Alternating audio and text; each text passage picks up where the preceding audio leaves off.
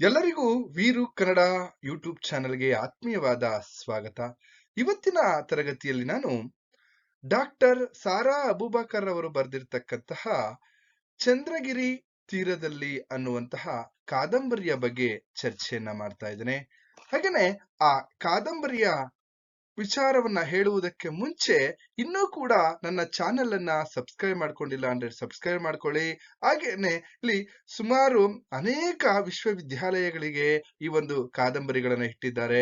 ಎಲ್ಲಾ ವಿದ್ಯಾರ್ಥಿಗಳು ನನ್ನ ತರಗತಿಯ ಉಪಯೋಗವನ್ನ ಪಡ್ಕೊಳ್ಳಿ ಅಂತ ಹೇಳ್ತಾ, ನೋಡಿ, ಕಾದಂಬರಿಯ ಮೊದಲಿಗೆ ಆಶಯವನ್ನ ನಾವು ಗಮನದಲ್ಲಿ ಇಟ್ಕೊಳ್ಳೋಣ.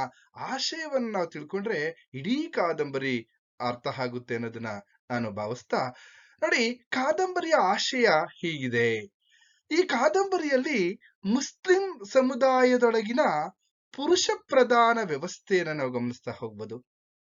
ಹಾಗೇನೆ ಧರ್ಮಗಳ ಹಿಡಿತದಿಂದ ನಲುಗಿರುವ ಮಹಿಳೆಯರ ಸಂಕಷ್ಟಗಳನ್ನು ನಾವು ಗಮನಿಸ್ತಾ ಹೋಗ್ಬೋದು. ನೋಡಿ, ಧರ್ಮಗಳ ನಿಯಮಗಳಿವೆಯಲ್ಲ, ಆ ನಿಯಮಗಳ ಹಿಡಿತದಿಂದ ಇಡೀ ಸ್ತ್ರೀ ಸಮುದಾಯ ಹೇಗೆ ಸಂಕಷ್ಟಕ್ಕೆ ಒಳಗಾಗುತ್ತೆ ಅಂತಕ್ಕಂಥದ್ದನ್ನ, ಅಥವಾ ನೋವುಗಳನ್ನ, ಕಷ್ಟಗಳನ್ನ ನಾವಿಲ್ಲಿ ಗಮನಿಸ್ತಾ ಹೋಗ್ಬೋದು.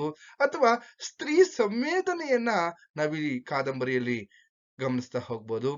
ಹಾಗೇನೆ ಧರ್ಮಗಳು, ಕಟ್ಟುಪಾಡುಗಳು ಅದು ಹೇಗೆ ಮನುಷ್ಯರನ್ನ ನಿಯಂತ್ರಿಸಿ, ಅಥವಾ ಇಲ್ಲೆಲ್ಲೋ ಒಂದ್ ಕಡೆ ಈ ಪುರುಷ ವರ್ಗವನ್ನು ಕೂಡ ಎಲ್ಲೋ ಒಂದ್ ಕಡೆ ಆ ಧರ್ಮಗಳು ಹಿಡಿದು ನಿಲ್ಲಿಸುವಂತಹದ್ದು ನಾವು ಇಲ್ಲಿ ಗಮನಿಸ್ತಾ ಹೋಗ್ಬೋದು. ಹಾಗೇನೆ ಸ್ತ್ರೀ ಸ್ವಾತಂತ್ರ್ಯ ಹಾಗೂ ಇಲ್ಲಿ ಬದುಕುವ ಹಕ್ಕನ್ನ ಕಿತ್ತುಕೊಳ್ಳುವಂತಹದ್ದನ್ನು ನಾವು ಗಮನಿಸ್ತಾ ಹೋಗ್ಬೋದು. ಹೇಗೆ ಆ ಧರ್ಮದ ಕೆಲವೊಂದು ನಿಯಮಗಳು ಸ್ತ್ರೀ ಸ್ವಾತಂತ್ರ್ಯವನ್ನ, ಇಲ್ಲಿ ಮಹಿಳೆಗೆ ಸ್ವಾತಂತ್ರ್ಯ ಇರೋದಿಲ್ಲ, ಹಾಗೇನೆ ಎಲ್ಲೋ ಒಂದ್ ಕಡೆ ಅನಕ್ಷರತೆ ಇರ್ತಕ್ಕಂಥದ್ದನ್ನ ನಾವು ಗಮನಿಸ್ತಾ ಹೋಗ್ಬೋದು. ಹಾಗೇನೆ ಇನ್ನೊಂದ್ ಕಡೆ ಬದುಕುವ ಹಕ್ಕನ್ನ ಕಿತ್ಕೊಳ್ತಕ್ಕಂಥದ್ದನ್ನ ನಾವಿಲ್ಲಿ ಗಮನಿಸ್ತಾ ಹೋಗ್ಬೋದು. ಹಾಗೆ ಇಲ್ಲಿ ಬಹು ಕೇಂದ್ರವಾಗಿರ್ತಕ್ಕಂತಹ ಒಂದು ಪಾತ್ರವನದಲ್ಲಿ ಮಹಮ್ಮದ್ ಖಾನ್, ಫಾತಿಮಾ, ಹಾಗೆ ಆ ದಂಪತಿಗಳಿಗೆ ನಾದಿರಾ ಮತ್ತು ಈ ಜಮೀಲಾ ಅಂತಕ್ಕಂತಹ ಇಬ್ಬರು ಹೆಣ್ಣು ಮಕ್ಕಳು. ಆ ಆ ಮಕ್ಕಳಲ್ಲಿ ಅದರಲ್ಲಿ ಇನ್ನೊಂದು ಈ ಕಾದಂಬರಿಯಲ್ಲಿ ನಾವು ಬಹುಮುಖ್ಯವಾಗಿ ಗಮನಿಸ್ತಾ ಹೋಗ್ಬೋದು. ಇಲ್ಲಿ ವರದಕ್ಷಿಣೆಯ ಪಿಡುಗಿದೆ.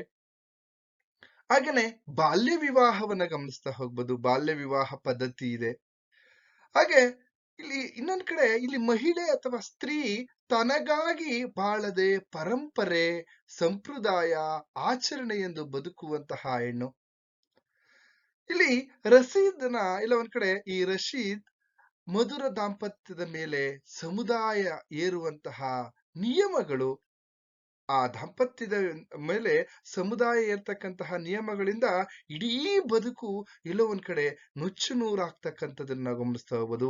ಅಥವಾ ದುರಂತವನ್ನ ಕಾಣ್ತಕ್ಕಂಥದ್ದನ್ನ ನಾವಿಲ್ಲಿ ಗಮನಿಸ್ತಾ ಹೋಗ್ಬೋದು. ಹಾಗೆ ಹೆಣ್ಣು ತನ್ನ ಎಲ್ಲಾ ನೋವು ಸಂಕಟಗಳನ್ನ ಹೊತ್ತುಕೊಂಡು ಮಸೀದಿಯ ಕೊಳಕ್ಕೆ ಧುಮುಕುವಂತಹ ಸನ್ನಿವೇಶ ಇರ್ಬೋದು.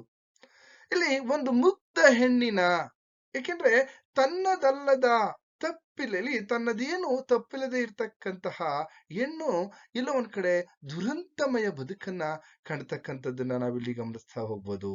ಇದಿಷ್ಟು ಕಾದಂಬರಿಯ ಆಶಯ. ಹಾಗೇನೆ ಪಾತ್ರಗಳನ್ನ ನಾವು ಗಮನಿಸ್ತಾ ಹೋದ್ರೆ ಇಲ್ಲಿ ಅನೇಕ ಪಾತ್ರಗಳನ್ನ ನಾವಿಲ್ಲಿ ನೋಡ್ತಾ ಹೋಗ್ಬೋದು. ನೋಡಿ, ಮಹಮ್ಮದ್ ಖಾನ್ ಆಗಿರ್ಬೋದು, ಮಹಮ್ಮದ್ ಖಾನ್, ಫಾತಿಮಾ. ನೋಡಿ, ಮಹಮ್ಮದ್ ಖಾನ್ ಫಾತಿಮಾಳ ಗಂಡ, ಅಥವಾ ಫಾತಿಮಾ ಮಹಮ್ಮದ್ ಖಾನನ ಇಲ್ಲಿ ಹೆಂಡತಿ ಅಂತಕ್ಕಂಥದ್ದು. ನಾದಿರಾ ಮತ್ತು ಜಮೀಲಾ ಇವರು ಫಾತಿಮಾ ಮಹಮ್ಮದ್ ಖಾನರ ಈ ಮಕ್ಕಳು ಅಂತಕ್ಕಂಥದ್ದು. ಅಮೀನಾ ಈ ರಶೀದ್ ಏನಿದ್ದಾಳೆ, ಆ ರಶೀದ್ ಏನಿದ್ದಾನೆ ಅವನ ತಾಯಿ. ಹಾಗೆ ಕಾಳಿ, ಅಂಬು, ಸಲೀಂ, ಹಾಗೆ ಮುನೀರಾ, ಶೆಕಾಲಿ, ಬಾನು, ಹಾಗೆ ಕಾಜಿ ಸಾಹೇಬರು, ಇಲ್ಲಿ ಜೈನಾಬಿ, ಪಾರು, ಇನ್ನು ಅನೇಕ ಪಾತ್ರಗಳು ಈ ಕಾದಂಬರಿಯಲ್ಲಿ ಬಂದು ಹೋಗ್ತವೆ. ಆ ಕಾದಂಬರಿಯನ್ನ ವಿವರಿಸ್ತಾ ಅದರ ವಿಚಾರಗಳನ್ನ ನಾನು ನಿಮಗೆ ನೀಡ್ತಾ ಹೋಗ್ತಾ ಇರ್ತೀನಿ. ಹಾಗೇನೆ ಕೆಲವೊಂದು ಪ್ರಮುಖ ಅಂಶಗಳನ್ನ ನಾವು ಗಮನಿಸೋದಾದ್ರೆ ತುಂಬಾ ಅಂಶಗಳಿದೆ ಕಾದಂಬರಿ ಅಂತ ಹೇಳಿದ್ಮೇಲೆ ನಾನು ತರಗತಿಯ ಮಧ್ಯದಲ್ಲೇ ಹೇಳ್ತಾ ಹೋಗ್ತೀನಿ.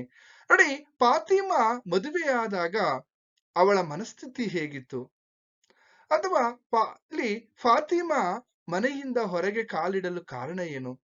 ಅಥವಾ ನಾದಿರಾಳ ಸಂಸಾರ ಹೇಗಿತ್ತು? ನಾದಿರಾಳಿಗೆ ಗಂಡನ ಮನೆ ನೆನಪಾಗಲು ಕಾರಣ ಏನು? ಯಾಕೆ ಪದೇ ಪದೇ ಗಂಡನ ಮನೆಯನ್ನ ನೆನೆಸ್ಕೊಳ್ತಾ ಇರ್ತಾಳೆ? ಹಾಗೇನೆ ತಾಯಿಯ ಮನೆ ಏಕೆ ನೆನಪಾಗ್ತಾ ಇರಲ್ಲ? ಈ ತರದ ಅನೇಕ ಪ್ರಶ್ನೆಗಳು ಇಲ್ಲಿ ಕಾದಂಬರಿಯಲ್ಲಿ ಕಾಡ್ತಾ ಹೋಗ್ತವೆ. ಅದನ್ನ ನಾವು ಗಮನಿಸ್ತಾ ಹೋಗ್ಬೋದು. ನನ್ಗೆ ಎಷ್ಟೊಂದ್ ಜನ ವಿದ್ಯಾರ್ಥಿಗಳು ಇಂದಿನ ತರಗತಿಯ ವಿಡಿಯೋಗಳನ್ನ ನೋಡಿದಂತ ಸಂದರ್ಭದಲ್ಲಿ ಹೇಳ್ತಾ ಇದ್ರು, ಸರ್ ಪ್ರಶ್ನೆಗಳು ನೋಡಿ ಈಗ ನಾನು ಏನ್ ಮಾಡ್ತಾ ಇದೀನಪ್ಪ ಅಂದ್ರೆ ಪ್ರಶ್ನೆ ಸಹಿತವಾದಂತಹ ಉತ್ತರಗಳನ್ನ ನೀಡುವಂತಹ ಒಂದು ಪ್ರಯತ್ನವನ್ನ ಈ ತರಗತಿಯಲ್ಲಿ ಮಾಡ್ತಾ ಇದ್ದೀನಿ. ನೋಡಿ, ಪ್ರಶ್ನೆಗಳು ಈ ರೀತಿ ಕೇಳ್ಬೋದು. ಇವತ್ತಿನ ತರಗತಿಗೆ ಸಂಬಂಧಪಟ್ಟಂತ ಪ್ರಶ್ನೆಗಳು, ಅದಕ್ಕೆ ಸವಿವರವಾದಂತಹ ಸುಲಲಿತವಾದಂತಹ ಉತ್ತರಗಳನ್ನು ಕೂಡ ನಾನು ಹೇಳ್ತಾ ಹೋಗ್ತೀನಿ. ನೋಡಿ, ಮೊದಲಿಗೆ ಪ್ರಶ್ನೆಗಳನ್ನ, ಕಾದಂಬರಿ ಪ್ರಾರಂಭ ಆಗೋದಕ್ಕೆ ಮುಂಚೆನೆ ನಾನು ನಿಮಗೆ ಪ್ರಶ್ನೆಗಳನ್ನ ನೀಡ್ತೇನೆ. ಇಲ್ಲಿ ಮಹಮ್ಮದ್ ಖಾನರ ಸರ್ವಾಧಿಕಾರಿ ಮನೋಭಾವ ಚಂದ್ರಗಿರಿ ತೀರದಲ್ಲಿ ಎನ್ನುವಂತಹ ಕಾದಂಬರಿಯಲ್ಲಿ ಹೇಗೆ ವ್ಯಕ್ತವಾಗಿದೆ ಅನ್ನುವಂಥದ್ದನ್ನ ನಿಮ್ಗೆ ಆದ ರೀತಿ ಪ್ರಶ್ನೆಗಳನ್ನ ಕೇಳ್ಬೋದು.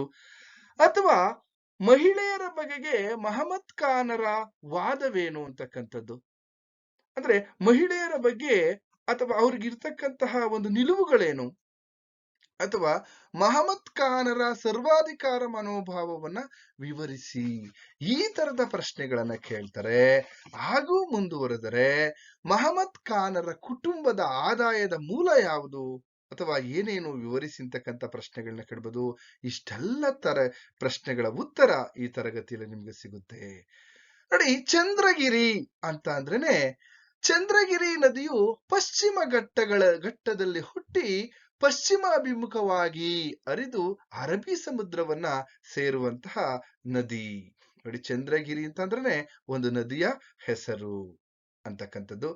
ಹಾಗೇನೆ ಈ ಚಂದ್ರಗಿರಿ ತೀರದಲ್ಲಿ ಇರ್ತಕ್ಕಂತಹ ಒಂದು ಕುಟುಂಬ, ಆ ಕುಟುಂಬದ ನೋವು, ನಲಿವು, ಸಂಕಟ ಮತ್ತೆ ದುರಂತಮಯ ಬದುಕನ್ನ ನಾನು ತಿಳಿಸ್ತಾ ಹೋಗ್ತೀನಿ.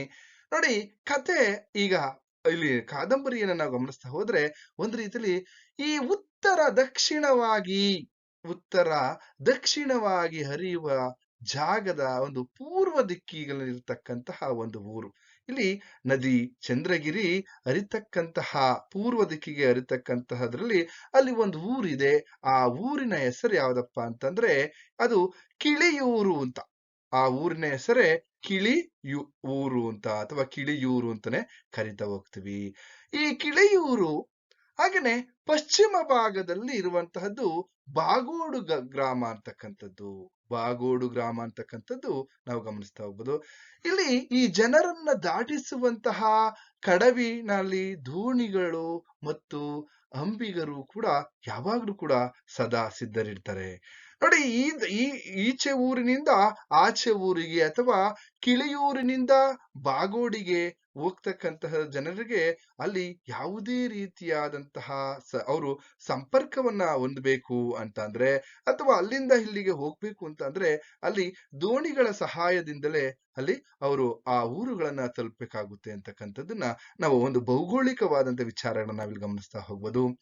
ಹಾಗಾದ್ರೆ ನಾನು ಆಗ್ಲೇ ಹೇಳ್ದ ಹಾಗೆ ಒಂದು ಆ ಪ್ರಶ್ನೆಗೆ ಉತ್ತರವನ್ನು ನಾನು ಇಲ್ಲಿ ನೀಡ್ತಾ ಹೋಗ್ತೀನಿ. ಮಹಮ್ಮದ್ ಖಾನರ ಕುಟುಂಬದ ಆದಾಯದ ಮೂಲವನ್ನ ವಿವರಿಸಿ. ಏನು ಇವ್ರ ಕುಟುಂಬ ಎಲ್ಲಿದೆ? ಚಂದ್ರಗಿರಿ ತೀರದ ಪೂರ್ವ ದಿಕ್ಕಿನಲ್ಲಿ ಇರ್ತಕ್ಕಂತಹ ಕಿಳಿಯೂರು. ಆ ಕಿಳಿಯೂರಿನಲ್ಲಿ ಇರ್ತಕ್ಕಂತಹ ಒಂದು ಆ ನದಿಯ ದಡದಲ್ಲೇ ಇರ್ತಕ್ಕಂತಹ ಮನೆ ಮಹಮ್ಮದ್ ಖಾನರ ಮನೆ, ಅವರ ಕುಟುಂಬ. ನೋಡಿ, ಮಹಮ್ಮದ್ ಖಾನರ ಮನೆ ಇರ್ತಕ್ಕಂಥದ್ದು ಚಂದ್ರಗಿರಿಯ ಪೂರ್ವ ಭಾಗದಲ್ಲಿರ್ತಕ್ಕಂತಹ ಇಲ್ಲಿ ಕಿಳಿಯೂರಿನಲ್ಲಿ, ಆ ಪೂರ್ವಕ್ಕಿರ್ತಕ್ಕಂತಹ ಕಿಳಿಯೂರಿನ ಗ್ರಾಮ ಯಾರ್ದಪ್ಪ ಅಂದ್ರೆ ಮಹಮ್ಮದ್ ಖಾನರ ಕುಟುಂಬ ಇರ್ತಕ್ಕಂತಹ ಒಂದು ಗ್ರಾಮ. ಅಲ್ಲಿ ನದಿ ತೀರದಲ್ಲಿ ಮಹಮ್ಮದ್ ಖಾನರಿಗೆ 1 ಎಕರೆ ತೆಂಗಿನ ತೋಟ ಇದೆ. ಅದರ ಮಧ್ಯದಲ್ಲೇ ಮಣ್ಣಿನ ಗೋಡೆಯ ಚಿಕ್ಕದೊಂದು ಮನೆ ಇದೆ. ಚಿಕ್ಕದೊಂದು ಮನೆ ಇದೆ ಅಂತಕ್ಕಂಥದ್ದು. ಹಾಗೇನೆ ಮುಂದುವರೆದಂತೆ ನಾವು ನೋಡೋದಾದ್ರೆ ಈ ಮನೆನೇ ಒಂದ್ ಕಡೆ ಏಕೈಕ ಆಸ್ತಿ. ಯಾರಿಗೆ? ಮಹಮ್ಮದ್ ಖಾನರಿಗೆ ಅಂತಕ್ಕಂಥದ್ದು. ಹಾಗೇನೆ ಒಂದೆರಡು ಆ ಜೀವನೋಪಾಯಕ್ಕೆ ಅವ್ರು ಏನ್ ಮಾಡಿದಾರಪ್ಪ ಅಂತಂದ್ರೆ ಒಂದೆರಡು ದನಕರುಗಳಾಗಿರ್ಬೋದು, 3-4 ಮೇಕೆಗಳು ಅಥವಾ ಆಡುಗಳನ್ನ ಸಾಕೊಂಡಿದ್ದಾರೆ. ಹಾಗೇನೆ ಕೋಳಿಗಳನ್ನ ಸಾಕಿದ್ದಾರೆ. ಇವೆಲ್ಲವೂ ಕೂಡ ಇವನ್ನ ನೋಡ್ಕೊಳ್ತಾ ಇರ್ತಕ್ಕಂಥವ್ಳು ಯಾರಪ್ಪ ಅಂದ್ರೆ ಫಾತಿಮಾ. ಹಾಗೇನೆ ತೆಂಗಿನಕಾಯಿಗಳನ್ನ ಮಾರ್ತಕ್ಕಂಥದ್ದು, ದನ, ಆಡು, ಹೀಗೆ ಹಾಲು ವ್ಯಾಪಾರ, ಕೋಳಿ, ಮೊಟ್ಟೆ ವ್ಯಾಪಾರ, ಈ ತರದ ವ್ಯಾಪಾರಗಳನ್ನ ಮಾಡ್ತಾ, ಹಾಗೇನೆ ತೆಂಗಿನ ಗರಿಗಳನ್ನ ನದಿಗೆ ಹಾಕಿ ಅದನ್ನ ನೆನೆಸಿ ಆನಂತರ ಆ ಗರಿಗಳನ್ನ ಎಣೆದು ಮಾರಾಟ ಮಾಡ್ತಕ್ಕಂಥದ್ದು, ಹೀಗೆ ಅವರ ಬದುಕು ನಡೀತಾ ಇರುತ್ತೆ. ಇದೆಲ್ಲವನ್ನು ಏನಕ್ಕೆ ಮಾಡ್ತಾ ಇರಪ್ಪ ಅಂದ್ರೆ ಅವರ ಬದುಕಿಗೆ ಅಥವಾ ಜೀವನೋಪಾಯಕ್ಕೆ ಬೇಕಾಗಿರುವಂತಹ ಆ ಖರ್ಚಿಗೆ ಈ ಒಂದು ಆದಾಯ ಮೂಲಗಳಾಗಿದ್ದು ಇವೆಲ್ಲವೂ ಅಂತಕ್ಕಂಥ ನಾವು ಗಮನಿಸ್ತಾ ಹೋಗ್ಬೋದು. ಹಾಗೇನೆ ಮಹಮ್ಮದ್ ಖಾನರು ಹೇಗಿದ್ರು ಅಥವಾ ಅವನ ಚಹರ್ಯ ಹೇಗಿತ್ತು, ಅವನ ರೂಪ ಹೇಗಿತ್ತು ಅನ್ನೋದನ್ನ ನಾವು ಗಮನಿಸೋದಾದ್ರೆ, ನೋಡೋದಕ್ಕೆ ಸ್ವಲ್ಪ ಎತ್ತರವಾಗಿರ್ತಕ್ಕಂತಹ, ದೃಢಕಾಯವಾಗಿರ್ತಕ್ಕಂತಹ, ಎಣ್ಣೆಗೆಂಪು ಬಣ್ಣದ ಅಥವಾ ವ್ಯಕ್ತಿ. ಹಾಗೇನೆ ಎಲ್ಲ ಒಂದ್ ಕಡೆ ಮೌಲ್ವಿಗಳಂತೆ ಗಡ್ಡ ಬಿಟ್ಟುಕೊಂಡಿದ್ದ ಅಂತಕ್ಕಂಥದ್ದು. ಹಾಗೆ ಯಾಕೆಂದ್ರೆ ನಿಮ್ಗೆ 2 ಅಂಕಗಳ ಪ್ರಶ್ನೆಗಳಿಗೆ ಅಥವಾ 5 ಅಂಕದ ಪ್ರಶ್ನೆಗಳಿಗೆ ಈ ತರದ ಪ್ರಶ್ನೆಗಳನ್ನ ಕೇಳ್ಬೋದು. ಯಾವ್ದಪ್ಪ ಅಂದ್ರೆ ಮಹಮ್ಮದ್ ಖಾನರ ಇಲ್ಲಿ ಕುಟುಂಬದ ಆದಾಯ ಮೂಲವನ್ನ ವಿವರಿಸಿ ಅಥವಾ ಯಾವ್ದರಿಂದ ಅವ್ರಿಗೆ ಆದಾಯ ಬರ್ತಾ ಇತ್ತು ಅಂತ ಪ್ರಶ್ನೆಗಳನ್ನ ಕೇಳ್ಬೋದು. ಹಾಗೇನೆ ಮುಂದುವರೆದಂತೆ ನಾವು ಆತನ ಬಡತನವನ್ನ ನೋಡಿ, ಅವನು ಹೇಗೆಂದ್ರೆ ಆ ಆ ವ್ಯಕ್ತಿ ತಲೆಯ ಮೇಲೆ ಒಂದು ಟೊಪ್ಪಿಯನ್ನ ಇಟ್ಕೊಂಡು ಅದರ ಮೇಲೊಂದು ಮುಂಡಾಸು ಅಂದ್ರೆ ಪೇಟ ಅಂತ ನಾವು ಕರಿತಾ ಹೋಗ್ತೀವಿ. ರಾಜಸ್ಥಾನಿಗಳಲ್ಲಿ ಹಾಕೊಂಡಿರ್ತಾರೆ, ನೀವು ಗಮನಿಸಿರ್ಬೋದು. ಹಾಗೇನೆ ಇನ್ನೊಂದ್ ಕಡೆ ಬಡತನವನ್ನ ಮುಚ್ಚಿಕೊಳ್ಳಲು ಒಂದು ಕೋಟನ್ನ ಹಾಕೊಳ್ತಾ ಹೋಗ್ತಾನೆ. ಅವನು ಕೋಟನ್ನ ತೊಟ್ಟುಕೊಂಡಿಲ್ಲದೆ ಮನೆಯಿಂದ ಯಾವತ್ತೂ ಕೂಡ ಇಲ್ಲಿ ಹೊರಗಡೆ ಹೋದಂತಹ ವ್ಯಕ್ತಿನೇ ಅಲ್ಲ. ಯಾರು? ಮಹಮ್ಮದ್ ಖಾನ್. ಹಾಗೆ ತಮ್ಮ ಬಡತನವನ್ನ ಮುಚ್ಚಿ ಆ ಕೋಟಿನೊಳಗೆ ಒಳ್ಳೆಯ ವಸ್ತು ಬೇರೆ ಯಾವುದೂ ಇರಲಿಲ್ಲ. ನೋಡಿ, ಅವನ ಬಡತನವನ್ನ ಎಲ್ಲ ಒಂದ್ ಕಡೆ ಮರೆಮಾಚ್ತಾ ಇರ್ತಕ್ಕಂಥದ್ದು ಯಾವ್ದಪ್ಪ ಅಂದ್ರೆ ಅವನು ಹಾಕೊಳ್ತಕ್ಕಂತಹ ಕೋಟು. ಹಾಗೇನೆ ಇನ್ನೊಂದ್ ಕಡೆ ನಾವು ಫಾತಿಮಾಳಿಗೆ ನೋಡಿ, ಒಂದ್ ಕಡೆ ಇವನಿಗೆ ಸರ್ವಾಧಿಕಾರ ಮನೋಭಾವ ಅಂತ ನಾನು ಹಾಲೇ ಹೇಳಿದೆ. ಹೇಗೆಂದ್ರೆ ಇಲ್ಲಿ ಮಹಿಳೆಗೆ ಅಥವಾ ಸ್ತ್ರೀಗೆ ಯಾವುದೇ ರೀತಿಯಾದಂತಹ ಬೇಕು ಬೇಡಗಳ ಬಗ್ಗೆ ಈ ಒಂದು ಮಹಮ್ಮದ್ ಖಾನರಾಗಲಿ ಅಥವಾ ಇಲ್ಲಿರ್ತಕ್ಕಂಥ ವ್ಯವಸ್ಥೆಯಾಗಲಿ ಯಾವುದು ಯೋಚನೆ ಮಾಡ್ತಾ ಇಲ್ಲ. ಯಾಕೆಂದ್ರೆ ಫಾತಿಮಾಳಿಗೆ ಒಳ್ಳೆಯ ಸೀರೆ ಇಲ್ಲದಿದ್ದರೂ ಕೂಡ ಪರವಾಗಿಲ್ಲ, ಆದ್ರೆ ತಮಗೆ ಕೋಟ್ ಅಂತೂ ಬೇಕೇ ಬೇಕು ಅನ್ನುವಂತಹ ಒಂದು ತೀರ್ಮಾನಕ್ಕೆ ಬಂದಂತಹ ವ್ಯಕ್ತಿ ಖಾನ್. ಹಾಗೆ ಮನೆಯೊಳಗೆ ನೋಡಿ ಯಾವ ರೀತಿ ಸರ್ವಾಧಿಕಾರದ ಧೋರಣೆಯ ಅಥವಾ ಒಂದು ಮನೋಭಾವ ಮಹಮ್ಮದ್ ಖಾನರಲ್ಲಿ ಇದೆ ಅಂತಕ್ಕಂಥದ್ದನ್ನ ನಾವು ಗಮನಿಸ್ತಾ ಹೋದ್ರೆ, ಅವನು ಹೇಳ್ತಾ ಇದ್ದಾನೆ ಎಲ್ಲೋ ಒಂದ್ ಕಡೆ ನೋಡಿ, ಮನೆಯೊಳಗೆ ಕುಳಿತಿರ್ತಕ್ಕಂತಹ ಹೆಂಗಸರಿಗೆ ಬೆಲೆ ಬಾಳುವಂತಹ ಬಟ್ಟೆ ಬರೀ ಹೇಗ್ ಬೇಕು ಅನ್ನುವಂತಹ ಮಾತುಗಳು, ಸುಮ್ಮನೆ ದುಡ್ಡು ದಂಡ ಅನ್ನುವಂತಹ ಧೋರಣೆ. ಹಾಗೇನೆ ಇಲ್ಲಿ ಇರೋ ಒಂದ್ ಕಡೆ 4 ಕಡೆ ತಿರುಗುವಂತಹ ಗಂಡಸರಾದರೆ ಅವನಿಗೆ ಒಳ್ಳೆಯ ಬಟ್ಟೆ ಬೇಕು ಎಂಬುವಂತಹ ಇವರ ಒಂದು ವಾದ. ಹಾಗೇನೆ ಈ ಮಹಮ್ಮದ್ ಖಾನರ ಸ್ವಭಾವ ಇದೆಯಲ್ಲ, ಇದು ಒಂದು ರೀತಿಯಲ್ಲಿ ತೀರಾ ಒರಟುತನ, ಮುಂಗೋಪಿ ಕೂಡ ತನ್ನದೇ ಮಾತು ನಡಿಬೇಕು ಅಂತಕ್ಕಂತಹ ಒಬ್ಬ ಹಠಮಾರಿ ಯಾರಪ್ಪ ಅಂತಂದ್ರೆ ಮಹಮ್ಮದ್ ಖಾನರು. ಯಾಕೆಂದ್ರೆ ಇವರ ಹಠಮಾರಿತನದಿಂದ ಇಡೀ ಈ ಕಾದಂಬರಿಯಲ್ಲಿ ಬರ್ತಕ್ಕಂಥ ಸ್ತ್ರೀ ಲೋಕವೇ ಎಲ್ಲೋ ಒಂದ್ ಕಡೆ ನಲುಗಿ ಹೋಗ್ತಕ್ಕಂಥದ್ದನ್ನ ನಾವು ಗಮನಿಸ್ತಾ ಹೋಗ್ಬೋದು ಮುಂದಿನ ವಿಚಾರಗಳನ್ನು ಓದ್ತಾ. ನೋಡಿ, ಒಂದ್ ರೀತಿಯಲ್ಲಿ ಸರ್ವಾಧಿಕಾರಿಯ ಮನೋಭಾವ ಹೀಗಾಗಿ ಗೆಳೆಯರ ಸಂಖ್ಯೆಯು ಕೂಡ ಇವರಿಗೆ ಕಡಿಮೆ ಇತ್ತು ಅಂತಕ್ಕಂಥದ್ದನ್ನ ನಾವಿಲ್ಲಿ ಗಮನಿಸ್ತಾ ಹೋಗ್ಬೋದು. ಮಹಮ್ಮದ್ ಖಾನರಿಗೆ ಗೆಳೆಯರ ಸಂಖ್ಯೆನೂ ಕೂಡ ಕಡಿಮೆ ಇತ್ತು. ಹಾಗೇನೆ ಇನ್ನೊಂದ್ ಕಡೆ ಇಲ್ಲಿ ನಮ್ಗೆ ಇನ್ನೊಂದು ಪ್ರಶ್ನೆ ಕಾಡ್ತದೆ. ಏನಂದ್ರೆ ಮಹಮ್ಮದ್ ಖಾನ್ ಇಲ್ಲಿ ಇಲ್ಲೊಂದ್ ಕಡೆ ಫಾತಿಮಾಳು ನದಿಗೆ ಜಾರಿ ಬಿದ್ದಂತಹ ಸಂದರ್ಭದಲ್ಲಿ ಅವಳನ್ನ ಹೇಗೆ ರಕ್ಷಿಸ್ತಾ ಅಂತಕ್ಕಂತಹ ಪ್ರಶ್ನೆಯನ್ನ ಅವ್ರು ಕೇಳ್ಬೋದು. ನೋಡಿ, ಒಂದ್ ರೀತಿಯಲ್ಲಿ ಮಹಮ್ಮದ್ ಖಾನ್ ಏನಪ್ಪಾ ಅಂದ್ರೆ ಇಲ್ಲಿ ಸೋಮಾರಿ ಅಂತಕ್ಕಂಥದ್ದನ್ನು ನಾವು ಗಮನಿಸ್ತಾ ಹೋಗ್ಬೋದು. ಬರೀ ಆ ಕಡೆ ಈ ಕಡೆ ತಿರುಗ್ತಾ ಇರ್ತಕ್ಕಂತಹ ವ್ಯಕ್ತಿ. ನೋಡಿ, ಎಲ್ಲ ಅವನು ಯಾವ ರೀತಿ ಯಾವುದೇ ರೀತಿಯಾದಂತಹ ದುಡಿಮೆಯನ್ನ ಮಾಡ್ತಾ ಇರಲಿಲ್ಲ. ಮಸೀದಿಯಲ್ಲೋ ಅಥವಾ ದೋಣಿಗಿರುವಂತಹ ಸ್ಥಳದಲ್ಲೋ ಕುಳಿತು ಗೆಳೆಯರೊಡನೆ ಹರಟೆ ಹೊಡಿತಕ್ಕಂತಹ ಕೆಲಸವನ್ನ ಮಾಡ್ತಾ ಇದ್ದ. ಹೆಂಡತಿ ಫಾತಿಮಾ ಹೇಗಾದರೂ ಕಷ್ಟಪಟ್ಟು ಬೇಯಿಸಿ ತಂದಾಕುತ್ತಾಳೆ ಎನ್ನುವಂತಹ ಒಂದು ಖಾತ್ರಿ ಅವನಲ್ಲಿ ಇತ್ತು ಅಂತಕ್ಕಂಥದ್ದು. ಆದ್ರೆ ಅವರು ಮಾಡುತ್ತಿದ್ದಂತಹ ಒಂದೇ ಒಂದು ಕೆಲಸವಾದರೂ ಏನು ಅದು ಇಲ್ಲ ಒಂದ್ ಕಡೆ ತೆಂಗಿನ ಗರಿಯನ್ನ ಆ ನದಿ ನೀರಿಗೆ ಬಿಡುವಂತಹ ಒಂದು ಕೆಲಸವನ್ನ ಮಾಡ್ತಾ ಇದ್ದ. ಮತ್ತೆ ಅದನ್ನ ಮರುದಿನ ಮೇಲಕ್ಕೆ ಎತ್ತು ಅದ್ರ ಪಾತಿಮಳ ಜೊತೆ ಕುಳಿತು ಎಣೆಯುವಂತಹ ಒಂದು ಕೆಲಸವನ್ನ ಮಾಡ್ತಾ ಇದ್ದ. ಅದು ಬಿಟ್ರೆ ಬೇರೆ ಯಾವುದೇ ರೀತಿಯಾದಂತಹ ಕೆಲಸ ಕಾರ್ಯಗಳನ್ನ ಮಾಡ್ತಾ ಇರ್ಲಿಲ್ಲ. ಯಾರು? ಇಲ್ಲಿ ನಮ್ಮ ಮಹಮ್ಮದ್ ಖಾನ್ ಅಂತಕ್ಕಂಥದ್ದು. ಈಗ ಇದೆಲ್ಲ ನೋಡಿದಂತಹ ಸಂದರ್ಭದಲ್ಲಿ ಇದ್ದಕ್ಕಿದ್ದ ಹಾಗೆ ಒಂದು ದಿನ ಹೀಗೆ ಗರಿಗಳನ್ನ ನದಿ ನೀರಿಗೆ ಬಿಡ್ತಾ ಇರ್ತಕ್ಕಂತಹ ಸಂದರ್ಭದಲ್ಲಿ ಫಾತಿಮಾ ಕಾಲು ಜಾರಿ ನದಿಗೆ ಬಿದ್ದೋಗ್ತಾಳೆ. ಆಗ ಅವಳನ್ನ ರಕ್ಷಣೆ ಮಾಡಿ ಅವಳನ್ನ ರಕ್ಷಿಸ್ತಕ್ಕಂಥದ್ದನ್ನ ನಾವಿಲ್ಲಿ ನೋಡ್ಬೋದು. ಆಗ ರಕ್ಷಿಸಿದಂತ ಸಂದರ್ಭದಲ್ಲಿ ಈ ಗರಿಗಳಿಗೆ ಇಲ್ಲೇನೆ ಬಾವಿಯಿಂದ ನೀರನ್ನ ಅಥವಾ ಏತದ ಬಾವಿಯಿಂದ ನೀರನ್ನ ತೆಗೆದು ಹಾಕೋದ್ ಬಿಟ್ಟು ಯಾಕೆ ನೀನು ಆ ನದಿಯಲ್ಲೇ ಹೋಗಿ ಅವ ಎಲ್ಲ ಒಂದ್ ಕಡೆ ತೆಂಗಿನ ಗರಿಗಳನ್ನ ನೆನೆಸ್ತೀಯ ಅಂತಕ್ಕಂಥದ್ದು. ಆಗ ಇನ್ನೊಂದ್ ಕಡೆ ಅವನೇ ಅವಾಗಿಂದ ಅವಳನ್ನ ರಕ್ಷಣೆ ಮಾಡ್ತಕ್ಕಂಥದ್ದು. ಒಂದ್ ಕಡೆ ಆ ಭರದಲ್ಲಿ ಅವಳನ್ನ ಗದರಿಸ್ತಾನೆ. ನೋಡು ಇದೇ ತರ ಆದ್ರೆ ಇದೇ ಚಂದ್ರಗಿರಿಯ ನದಿಯಲ್ಲಿ ನೀನು ಬಿದ್ದು ಸಾಯ್ತೀಯ ಅಂತಕ್ಕಂಥದ್ದು. ಕೆಲವೊಮ್ಮೆ ಇಲ್ಲಿ ಫಾತಿಮಾ ಕೂಡ ನಾನು ಈ ನದಿಯಲ್ಲಿ ಬಿದ್ದು ಸತ್ತೋಗಿದ್ರೆ ಚೆನ್ನಾಗಿರ್ತಿತ್ತು ಅಂತ ಮುಂದೆ ಅವಳ ಮನಸ್ಸಲ್ಲಿ ಬರ್ತಕ್ಕಂಥದ್ದು, ಅವಳು ಆ ರೀತಿ ಚಿಂತೆ ಮಾಡ್ತಕ್ಕಂಥದ್ದು, ಇವೆಲ್ಲ ವಿಚಾರಗಳನ್ನ ನಾವು ಗಮನಿಸ್ತಾ ಹೋಗ್ಬೋದು. ನೋಡಿ, ಇದಿಷ್ಟು ಚಂದ್ರಗಿರಿಯ ತೀರ ಇಲ್ಲಿ ಅಥವಾ ಈ ಚಂದ್ರಗಿರಿ ತೀರ ಕಾದಂಬರಿಯ ಇಲ್ಲಿ ಪಾರ್ಟ್ 1 ಅಥವಾ ಭಾಗ 1 ಇವತ್ತಿನ ತರಗತಿಯಲ್ಲಿ ತಿಳಿಸಿದ್ದೀನಿ. ಇನ್ನೂ ಅನೇಕ ವಿಚಾರಗಳಿವೆ. ಯಾಕೆಂದ್ರೆ ಕಾದಂಬರಿ ಅದನ್ನ ನಿಧಾನಕ್ಕೆ ವಿಚಾರಗಳನ್ನ ಅರ್ಥೈಸುವಂತಹ ಒಂದು ಕಾರ್ಯವನ್ನ ನಾನು ಮಾಡ್ತಾ ಇದ್ದೀನಿ.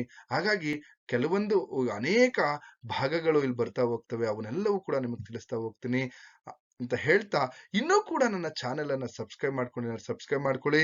ಯಾಕೆ ಅಂತಂದ್ರೆ ನನ್ನ ತರಗತಿಯನ್ನ ಕೇಳಿದ್ರೆ ಒಂದು ಕಾದಂಬರಿಯನ್ನ, ಒಂದು ಒಳ್ಳೆಯ ಕಾದಂಬರಿಯನ್ನ ಓದಂತಹ ಒಂದು ಪುಣ್ಯ ನಿಮ್ಗೆ ಸಿಗುತ್ತೆ ಅಂತಕ್ಕಂಥದ್ದನ್ನ ಹೇಳ್ತಾ ಇಲ್ಲಿಗೆ ಈ ತರಗತಿಯನ್ನ ಮುಗಿಸ್ತಾ ಇದ್ದೀನಿ.